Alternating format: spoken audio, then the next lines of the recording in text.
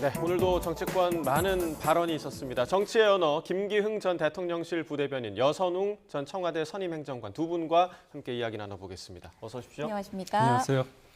네, 자, 첫 번째로 보셨던 정치의 언어 윤상현 국민의힘 의원의 있을 수 없는 일이었습니다. 자, 지난달 29일이었죠. 윤 대통령과 이재명 대표의 영수회담 추진 과정에서 비공식 라인이 있었다, 비선이 있었다라는 논란이 불거지자 한 발언인데요. 좀 더 자세히 듣고 이야기하겠습니다. 윤 대통령하고 이재명 대표 영수회담 관련해서 대통령실에서 또다시 비선 논란이 불거진 건데요. 의원님도 보셨겠지만, 그 함성득 교수하고 임혁백 교수가 일단은 이거 진실 여하를 불문하고요. 이런 거를 가지고 이 교수 두 분이 만천하에 공개를 했다. 이거는 인터뷰를 했습니다. 인터뷰를 하면 이거는 있을 수 없는 일입니다. 이 두 분의 어떤 이 교수로서의 자질이나 정말로 어떤 지식인으로서의 어떤 그 수준이 너무너무 국민적 기대에 못 미치는 거고요. 윤 대통령이 이재명 대표에게 그 당시에 총리 추천을 요청을 했고, 윤 대통령이 이재명 대표의 경쟁자가 될 만한 인사는 대통령실 인선에서 배제하겠다, 이런 내용의 뜻을 전했다. 이게 민감한 내용 아닌가요? 그 총리라는 게요. 추천을 어떻게 의뢰할 수가 있습니까? 예를 들어서 총리라는 게 이게 무슨 이재명, 그래 이재명 여기도 대통령의 총리입니까? 윤석열 대통령 정부의 국무총리입니다. 대통령이 어떤 야당한테 총리 추천권을 준다? 이거는 있을 수 없는 겁니다. 자, 윤상현 의원의 인터뷰였는데 여기서 이제 있을 수 없는 일이 두 가지가 지금 나왔습니다. 그러니까 이 두 교수, 비선을 자처하는 두 교수가 언론과 인터뷰를 한 것 자체, 그다음에 대통령이 야당에게 총리 추천권을 준다. 이 두 가지가 있을 수 없는 일이다. 이렇게 지금 발언을 했는데 지금 사실 좀 이례적인 현상이긴 한 것 같아요. 두 교수가 나와서 내가 비공식 라인이었다라고 자처하는 이 상황 좀 어떻게 좀 보셨어요? 저도 윤상현 의원의 말에 200% 공감하는 게 있을 수 없는 이유가 뭐냐면 비선이라 하면 어떻게 보면 은밀하게 그림자처럼 하고 그 결과는 어떻게 보면 본인의 몫이 아니거든요. 어떻게 보면 대통령과 이재명 대표를 위해서 그림자처럼 어떻게 보면 일을 만들고 조용히 있어야 됩니다. 그 일이 잘 되기 위해서. 근데 이분들이 어떻게 보면 공개적으로 자기네들이 했다고 하는 거거든요. 근데 이렇게 얘기를 했을 때 과연 득이 되는 게 누구한테 득이 되느냐? 대통령한테 득이 되느냐? 아니면 이재명 대표에게 득이 되느냐? 영수회담을 통해서 여러 가지 아쉬움도 있지만 그래도 이재명 대표조차 소통의 첫 장을 열었다고 얘기를 했거든요. 그 이후에 이태원 특별법도 어떻게 보면 여야 합의로 통과도 됐고요. 이런 상황에서 어떻게 보면 지금 대통령이 내일이죠. 기자회견을 앞두고 있고 어떻게 보면 대통령 입장에서는 어떤 총선의 어떤 민의를 받들어서 변화를 해야 되는 지점에 있습니다. 그런데 이 상황에서 뭔가 누구한테도 이득이 되지 않는 이 얘기를 비선이라고 하면 측근이고 신뢰받는 사람이라고 한다면 이런 분들이 한다는 게 어불성설이라 보고요. 두 번째는 뭐냐면 그때 그 총리를 야당에게 어떻게 보면 추천권을 주자. 그다음에 비서실장 관련해서도 야당을 자극하지 않는 인사가 있었으면 좋겠다. 그거는 어떻게 보면 평론가들 그리고 패널들이 와서 많은 분들이 좀 얘기를 했던 겁니다. 어떤 아주 스페셜한 색다른 아이디어가 아닙니다. 그렇기 때문에 저는 어떻게 보면 대통령의 그러니까 함성득 교수가 대통령의 관계가 아예 일면식도 없는 관계는 아닙니다. 저도 이제 처음부터 이제 수행을 했기 때문에 대통령이 1호차에서 후보 시절에 함성득 교수랑 통화하는 것도 저도 봤거든요. 근데 이제 그렇게 긴밀하게 한 게 아니라 차차 그 빈도수가 좀 줄었습니다. 그래서 관계는 있는데 모든 것들을 다 전적으로 줄 만한 관계는 전 아니라고 보고 처음에는 좀 빈도수가 많았습니다. 많았다기보다는 제가 통화한 거는 제가 봤었고요. 그러니까 아주 초기예요. 그렇기 때문에 그 이후의 상황은 잘 모릅니다. 하지만 일면식은 없지만 그렇다고 해서 선거 내내 여러 가지 어떤 자세한 내용을 나누고 그런 건 아니라고 보고 저는 하나 좀 말씀드리고 싶은 게 뭐냐면 대통령이 텔레를 쓰십니다. 그 텔레 그 전화번호는 대통령 전화번호는 다 알아요. 왜냐하면 21년 7월 30일 날 국민의힘에 입당을 할 때 입당 원서에 전화번호가 노출이 됐습니다. 그 번호 그대로인데 텔레로 수많은 사람들이 의견을 냅니다. 그 의견을 냈을 때 알았다고 했을 때 만약에 알겠습니다 했을 때 그 알겠습니다가 진짜 그대로 하라 그럴 수도 있지만 이런 의견에 대해서 알겠다고 했을 수도 있거든요. 그런 거를 좀 제가 볼 때는 자가 발전해서 적극적으로 했던 게 아닐까. 그게 좀 그렇고 대통령이 공식적인 채널도 있고 본인이 직접 전화할 수 있는데도 불구하고 이렇게 네. 한다는 게 저는 좀 이해가 안 가요. 예. 자, 방금 속보가 좀 들어와서요. 전해드리고 대담 이어가도록 하겠습니다. 더불어민주당 이재명 대표의 측근으로 알려진 김용전 민주연구원 부원장이죠. 보석으로 석방됐다라는 소식이 들어왔습니다. 불법 정치자금 의혹 등으로 재판에 넘겨져서 1심에서 실형을 선고받고 재구금된 김용전 부원장. 자, 보석으로 석방됐습니다. 법정 구속된 지 160일 만입니다. 네, 자세한 소식은 이후에 또 전해드리도록 하겠고요. 예. 자, 이 비선 논란이 지금 일고 있는 이 상황, 여행 장관께서는 좀 어떻게 보시나요? 네, 저는 굉장히 심각한 문제라고 보는데요. 사실은 비선 자체는 문제는 아닙니다. 이 영수회담 성격상 당연히 이제 그동안 대통령과 이재명 대표와의 만남이 없었고 예. 그 만남을 성사시키기 위해서는 공식적인 채널을 가동하기에는 좀 부담스러웠을 것 같아요. 왜냐하면 이 공식적으로 대규모로 어떻게 보면 공개적으로 움직였다가 실패했을 때 양측 모두 이제 타격을 입는 거거든요. 그래서 저는 당연히 이제 뭐 양측에서 신뢰할 만한 분들이 성사 여부 초기 단계에서는 당연히 이제 각각의 의사를 확인할 수 있는 확인할 수 있다 이렇게 보는데요. 예. 저는 비선이 자기가 자처해서 공개됐다는 게 굉장히 이제 심각한 문제다. 예. 어떻게 보면은 비선은 아까 그 김기영 대변인 이야기한 것처럼 공개되면 안 되는 거거든요. 그러니까 본인이 공개했다는 것 자체가 이 대통령실 안에서의 뭔가 그 정무 기능, 컨트롤 뭔가 역할이 무뎌진 게 아니냐. 어떻게 보면 이렇게 레임덕까지 갈 수 있는 저는 징후라고 봅니다. 그러니까 저는 이 두 교수께서 예. 특히 이제 민주당이 먼저 공개하자고 했을 것 같지는 않아요. 그러니까 그 임혁백 교수가 예. 대통령실에서 먼저 메신저 역할을 했다는 분이 이야기를 하니까 그래 그러면은 뭐 하자 이렇게 했을 것 같거든요. 그걸 볼 때는 더욱 더 심각한 문제죠.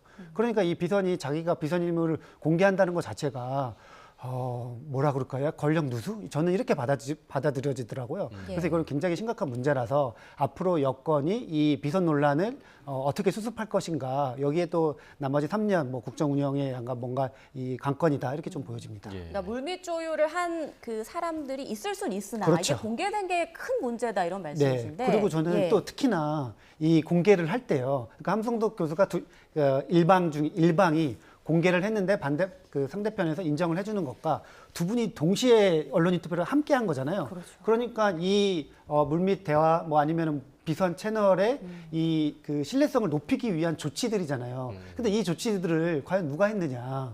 대통령실에서 당연히 했지 않았을까요? 했을 것이다. 네. 그렇게 지금 그렇다고 한다고 하면 생각하고 굉장히 문제인 거죠. 네, 그러면 이 함성득, 임혁백 두 교수는 윤 대통령과 또 이재명 대표와 어떤 인연이 있는 분들인가요? 우선은 그 임혁백 교수 같은 경우에는 이재명 대표 특별한 인연은 없어요. 그러니까 과거에 이재명 대표가 대선 출마했을 때 당연히 이제 교수 신분으로서 뭐 정책 자문 정도는 해준 것 같은데 그 임혁백 교수가 공관위원장 되면서 또 공관위가 어쨌든 총선을 승리했기 때문에 그 이후에 이재명 대표와의 관계가 약간 돈독해진 것 같고 사실은 임혁백 그 교수와의 관계보다는 함성득, 임혁백 교수와의 관계가 더 중요했다. 왜냐면은 뭐 그 영수회담의 의사를 대통령실에서 먼저 야당한테 이제 물어왔기 때문에 함성득 교수가 임혁백 교수한테 막역한 사이라고 하니까 둘이 전달을 했고 당연히 임혁백 교수는 대통령의 메신저라고 하는 사람이 이제 오니까 당연히 이제 무게가 실릴 수밖에 없는 위치가 아니었을까 이렇게 좀 보여집니다. 실제로 함성득 교수 같은 경우에는 대통령과 뭐 대통령 부부와 뭐 친분이 있다. 그리고 대통령께서 이제 뭐 민간인 신분일 때 한 아파트에 살았다 뭐 이런 이야기가 계속 있는 거잖아요. 네. 그래서 뭐 그 이재명 대표의 관계보다는 함성득 교사 임혁백 관계가 되게 중요했을 것이다 보여집니다. 네. 그러니까 결론적으로 이제 이 사안이 이제 수면 위로 드러나자 대통령실과 이재명 대표 측은 사실 전면 부인하고 있는 그런 상황인데 인터뷰 내용을 보면 굉장히 좀 세세한 내용들이 좀 많습니다. 이거 좀 어떻게 봐야 됩니까? 그러니까 어떻게 보면 두 분이 말씀하시고 또 교수님이고 예. 또 어떻게 보면 평판이 나쁘지 않은 분들이기 때문에 다 어떻게 보면 관심이 모아지는 거죠. 예. 그런데 이제 어떻게 보면 이게 아주 구체적이기 때문에 맞다 이렇게 단정 지을 수 없는 면이 있습니다. 그렇다면 대통령이 왜 그렇게 했을까? 소위 말해서 비선이라는 어떤 채널을 굳이 가동했을까 그런 걸 본다면 저 대통령의 스타일상 그런 분이 아닙니다. 뭐냐면 대통령이 예전에도 선거 과정에서도 어떤 일이 되면 본인이 직접 전화를 해서 얘기를 들어보고 지시를 하고 서로 얘기를 나누는 그런 스타일이거든요. 그렇기 때문에 예를 들면 대통령이 입장에서 만나야겠다는 생각이 들면 직접 통화하지 않았습니까? 예전에는 정무수석이 전화한 다음에 바꿔주는 형태였다면 이번에는 직접 전화를 했다는 거 아닙니까? 그만큼 총선 이후에 내가 바뀌어야겠다. 이재명 대표와 만나서 뭔가 이게 소통에 협치를 이루어야겠다 그런 생각이 있었기 때문에 굳이 그럴 필요가 없었던 거고요. 무엇보다도 진짜 내밀한 일이라고 한다면 전화가 아니고 누군가의 제3자를 통해서가 아니라 만나서 독대라는 형식을 통해서 할 수 있습니다. 대통령이나 이재명 대표나 다 바텀업 스타일이 아니라 탑다운 방식이잖아요. 본인들이 다 모든 것들을 보고 본인이 결정할 수 있는 위치에 있기 때문에 저는 굳이 그럴 필요가 없다고 보고요. 앞서도 말씀드렸지만 저희가 그러니까 예를 들어 대통령실이 야당의 그 총리를 추천하겠다. 그 부분에 대해서 언론에서 많이 언급을 하지 않았습니까? 근데 반대로 야당 입장에서는 그걸 안 받을 수 없다는 그런 생각을 많이 하고 있습니다. 왜 그러냐면 이번 총선에도 정권 심판 아닙니까? 지방선거도 마찬가지고 대선도 심판론을 제기할 겁니다. 근데 권한을 나누면 책임도 나눠지는 거거든요.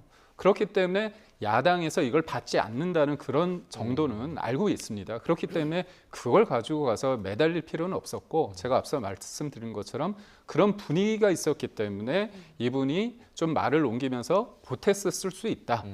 그렇게 생각합니다. 자, 그런데 교수들이 주장한 그 내용을 보면 그 대통령이 이재명 대표에게 약간은 좀 저자세를 보이는 듯한 그런 내용들이 전해지면서 지금 여권 지지층 사이에서 반발이 상당한 것으로 알려지고 있거든요. 뭐 윤 대통령 탈당하라 이런 요구까지 빗발치고 있는데 이 상황은 어떻게 보세요? 대통령을 지지하는 분들 입장에서는 이재명 대표는 어떻게 보면 빨리 어디로 가야 되잖아요. 근데 그런 분과 만났다는 것 자체도 어떻게 보면 강성 지지자들 입장에서는 받아들이기 힘듭니다. 그런데 그런 상황 속에서 만나기 전에 이렇게 총리까지 하고 비서실장 관련해서는 이재명 대표가 좀 꺼리는 사람을 앉히지 않겠다고 얘기를 했다고 한다면 당연히 이거에 대한 실망감이 나올 수밖에 없는 상황이라 보는데요.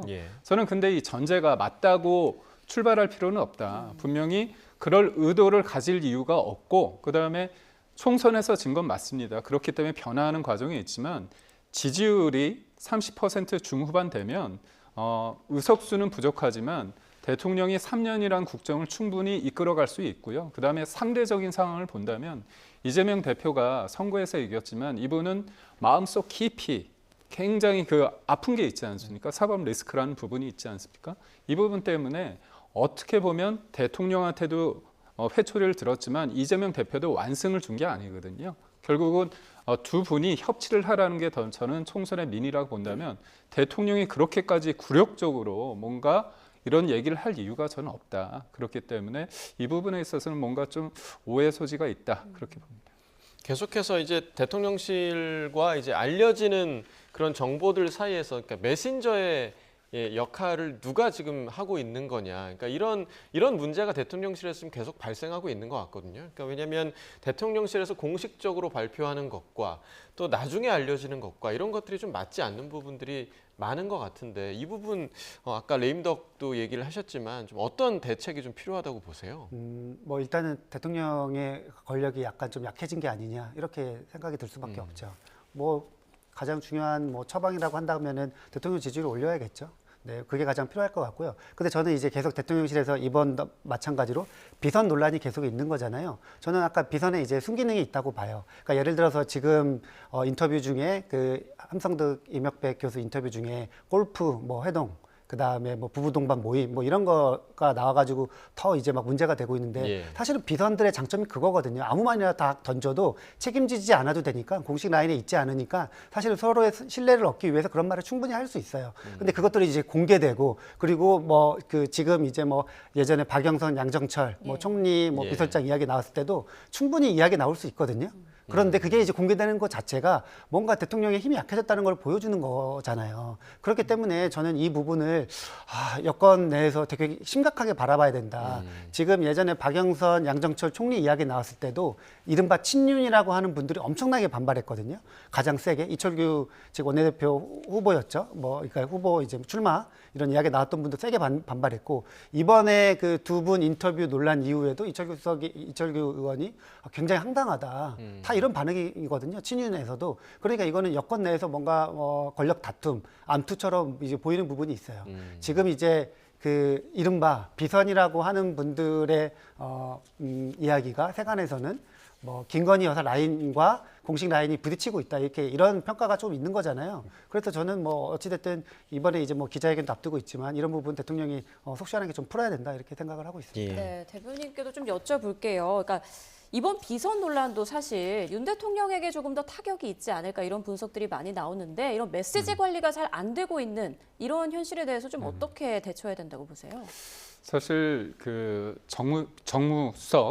정무수석도 이번에 정치인에 왔고 정무수석을 했던 정치인, 비서실장,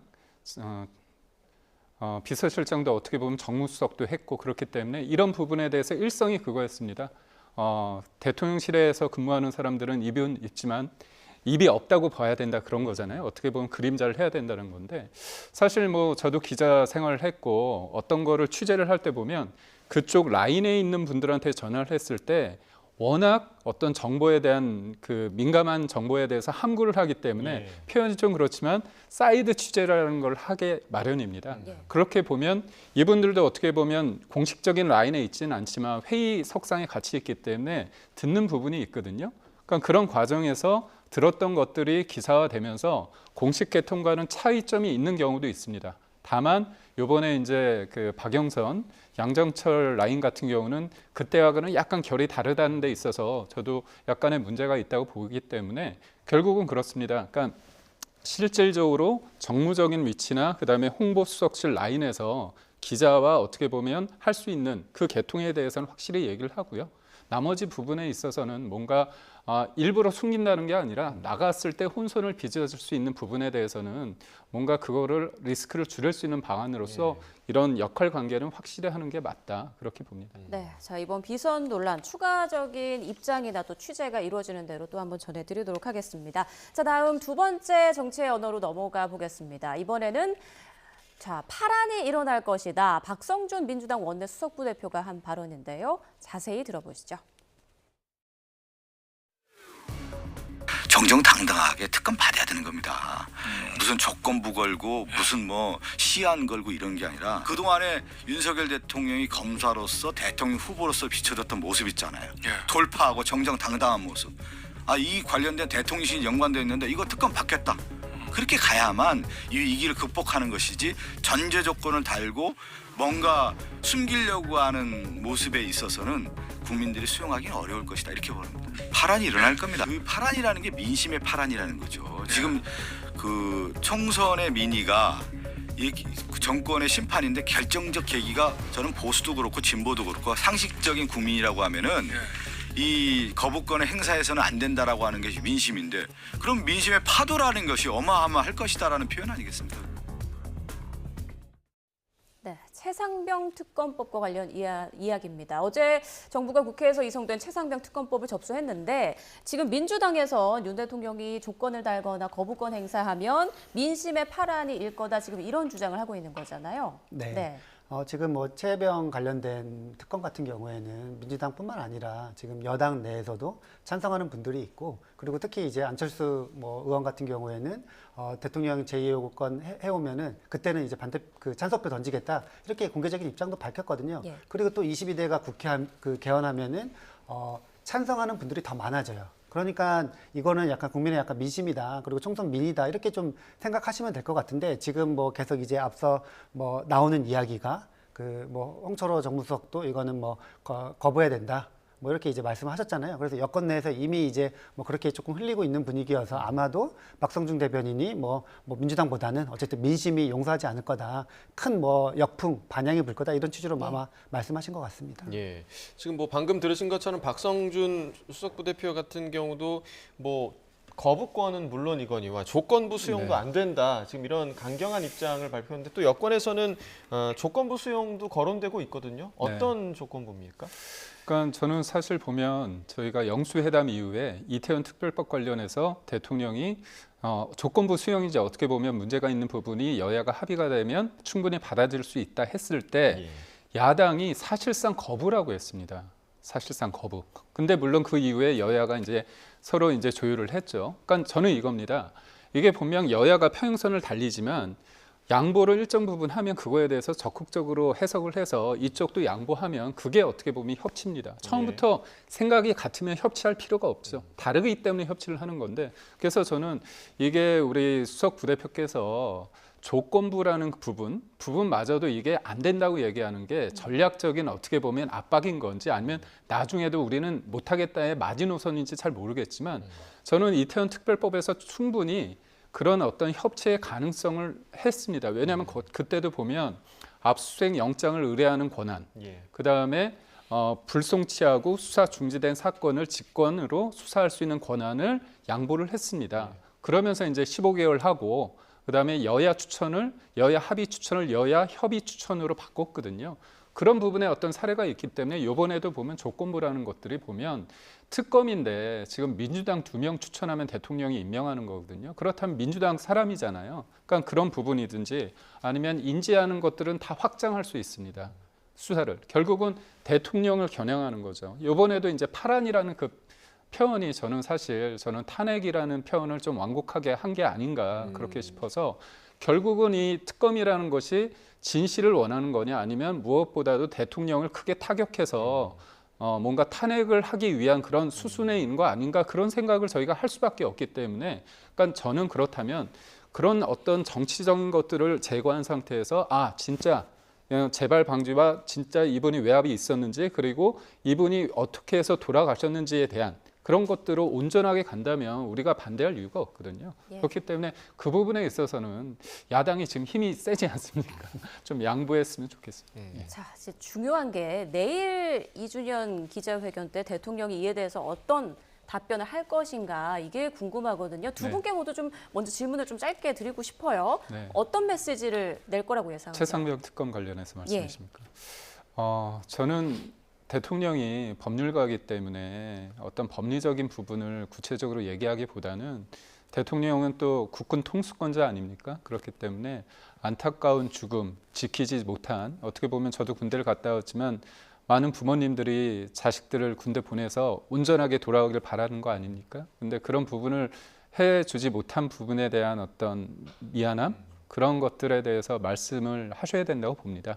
그다음에 그 이후의 상황에 대해서 저는 대통령실에서 어떤 입장을 가지고 있는지 모르지만 공수처에 대한 수사가 분명히 진행되고 있는 만큼 이 부분에 대해서 하고 나서 미진하다고 보고 야당이 문제되면 특검을 하겠다. 그리고 서로 간의 접점이 좀 안 되는 부분에 대해서는 좀 나도 한번 양보할 테니 여당도 양보할 테니 야당도 해주면 좋겠다 이렇게 얘기하면 좋지 않을까 싶습니다. 네, 어떻게 예상하세요? 저는 최혜병 특검법 관련해서는 그 대통령실이 전향적으로 받아야 된다 이렇게 생각을 해요. 이게 만약에 이제 민주당이 강하게 물어붙여서 대통령이 거부권을 쓴다고 하면은 22대 개헌에서는 거부권이 안 통할 것 같아요.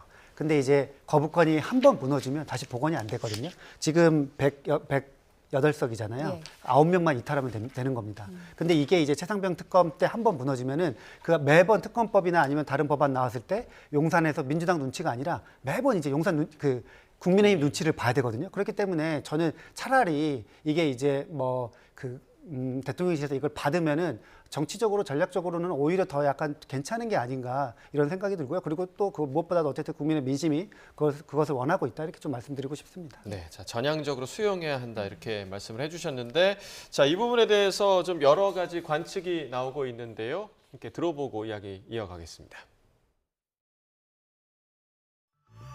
대통령께서 지금까지 나왔던 얘기보다는 전향적으로 뭔가 국회와 소통의 돌파구를 여는 듯한 희망의 메시지는 분명히 나올 거라고 생각을 합니다. 기존에 제기됐던 문제에 대한 응답 이 정도만으로 전격 기자회견을 준비하지는 않을 것 같다라는 기대감이 있습니다.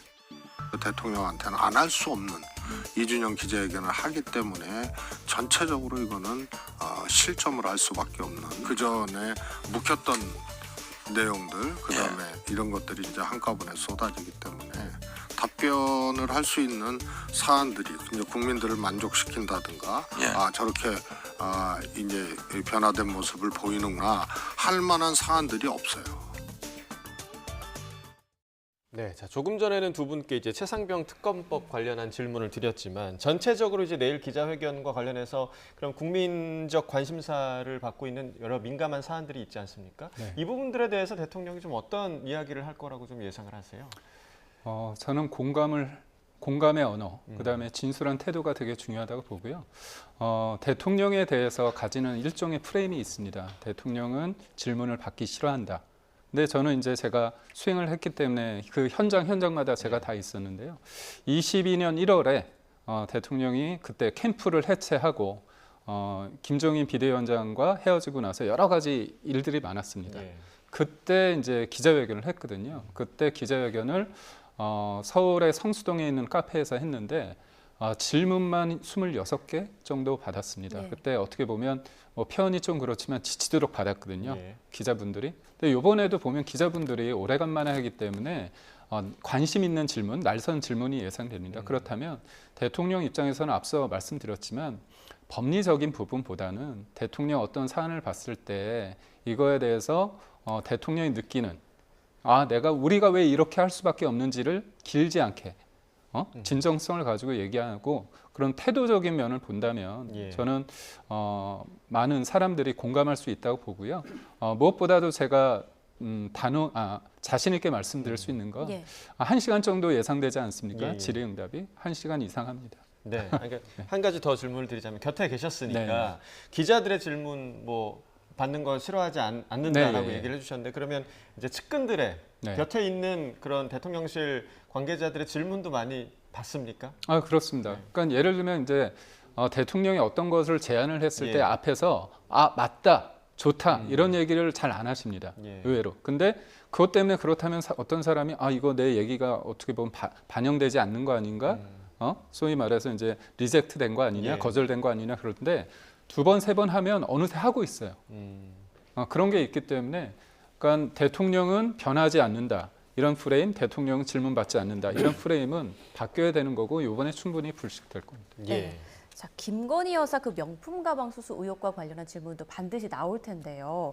사실 그 올해 초 신년대담에서는 매정하게 끊지 못한 게 잘못이다, 좀 아쉬웠다 이 정도로 윤 대통령이 답변을 했단 말이에요. 내일은 어느 정도 수준의 답변이 나와야 된다고 보세요? 당연히 더 파격적이고 전향적인 이런 답변들이 나와야 될 것 같아요. 근데 아마 지금 대통령실 계속 이제 최근에 민정수석 임명하고 이런 것들을 보면은 크게 바뀔 것 같지는 않다, 기대가 크진 않다 이렇게 좀 말씀드리고 싶은데요. 저는 만약에 내일 윤석열 대통령 기자회견이 성공하려면은 민희진 기자회견을 좀 봤으면 좋겠어요. 민희진을 보고 배워라. 네. 그러니까 지금 대통령께서 최근 들어서 대통령 취임 이후에 그러니까 쉽게 말하면은 대국민 기자회견, 대국민 소통 부분에 있어서 그 여러 가지 이벤트들이 다 실패했거든요. 앞서 이야기 나온 KBS 대담 같은 경우에도 녹화로 중계했다가 박절하지 못했다. 이 표현으로 약간 뭔가 얻은 것 없는, 그리고 그 총선 기간에 의료 관련 대국민 담화 다 실패했거든요. 근데 그 부분에 있어서 저는 대통령께서 약간 솔직하지 못한 모습들을 많이 좀 보여왔다. 그러니까 이번에도 내가 정책 방향은 맞는데 조금 부족했다. 이걸로는 약간 안 되거든요. 그러니까 민희진 기자회견이 성공한 이유 중에 하나가 내용도 내용이었지만 굉장히 파격적인 약간 태도, 약간 그런 형식들을 취했었잖아요. 솔직하고 담백하게. 저는 대통령께서 어차피 조금 하실 수 있는 이야기가 정해져 있기 때문에 태도 면에서 그리고 형식적인 면에서 굉장히 조금 파격적이고 전향적인 모습을 조금 보여줬으면 좋겠다, 그런 생각을 합니다. 네, 자 대통령실에서 민희진 대표의 기자회견을 참고할지는 내일 이제 기자회견을 통해서 좀 확인해야 할 것 같고요. 자, 세 번째 정치의 언어 좀 살펴보도록 하겠습니다. 자, 황우여 국민의힘 비대위원장을 향한 홍준표 대구시장의 발언이었는데요. 자세히 좀 보도록 하겠습니다. 전당대회 당원 당비상 최소한도 필요한 시간이 한 40일 정도 돼요. 예. 그럼 6월 말이면은 5월 한 20일부터는 전당대회가 착수돼야 되는데 물리적으로 어렵다. 네, 물리적으로 좀 어려워요. 예. 왜냐하면 이제 원내대표 선출 자체가 늦어지고 있잖아요. 예. 그리고 우리가 예컨대 룰에 대해서 확정하는 문제라든지 예. 또 후보들이 어느 정도 준비하는 기간을 주면서 해야 될 거 아니겠어요? 언제라고 못 받기보다는 하여간 그래도 한 달 이상은 늦어지지 않을까 이런 예상을 하는 거죠.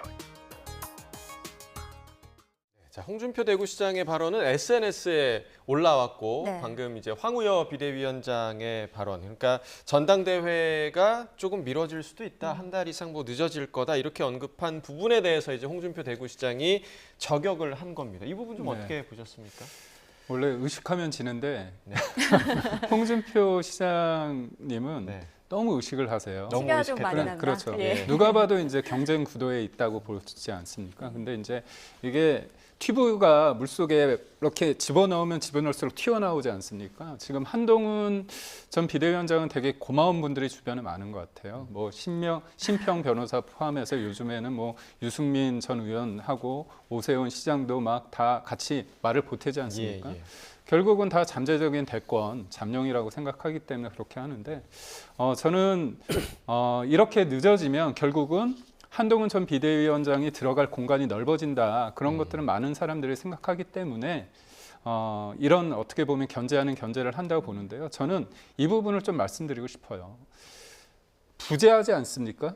존재하지 않는데 존재감이 더 드러나는 건 실제 여기 있는 사람들의 존재감이 없기 때문입니다. 그렇다면 본인들의 언어와 본인들의 정책이나 그런 것들을 해야 되는데 지금 국민의힘 지지자들 입장에서는 마음이 허하고 불안합니다. 그렇기 예. 때문에 선거 기간이라는 그 동안에 가장 강렬하게 존재감을 보였던 한동훈 전 비대위원장에 대해서 볼 수밖에 없는 거예요. 왜냐하면 지금 부분이 비대위가 아니라 새로운 당권 주자가 강력한 리더십을 보인다면 그러지 않을 겁니다. 결국 책임론도 있지만 결국은 부재하면 잊혀져야 되는데 지금의 존재하는 분들의 어떤 힘이 없기 때문에 존재감이 없기 때문에 도리어 소환되는 형국이다. 그래서 저는 최근에 어젠가요? 그제 본 기사 제목이 한동안은 한동훈 뭐 이런 표현이 있더라고요. 그래서 저는 한동안의 한동훈이 아니라 어떻게 보면 좀 길게 갈 수 있다. 그리고 저는 나을 가능성이 점점 커지고 있다고 봅니다. 예. 네, 자, 한동훈 전 위원장을 겨냥한 말임은 확실하다. 네, 이런 말씀이신데,